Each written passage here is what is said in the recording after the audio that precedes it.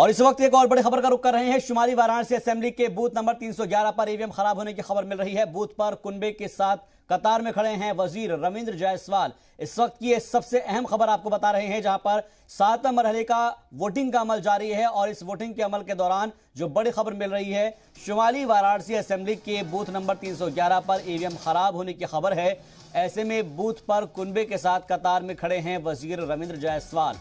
तो सबसे अहम बात यह है कि इसको कितनी देर में दुरुस्त करा लिया जाएगा, क्योंकि जैसे जैसे लाइन बढ़ती जाएगी फिर लोगों को परेशानियों और दिक्कतों का सामना करना पड़ेगा। लेकिन फिलहाल खबर यह है कि बूथ नंबर 311 पर ईवीएम खराब है। शुमाल वाराणसी के असेंबली के बूथ नंबर 311 का ये मामला है, जहां पर ईवीएम खराब हो चुकी है और खराब होने की वजह से वहां पर जो वोटिंग का अमल है वो थोड़ी देर के लिए रुक चुका है।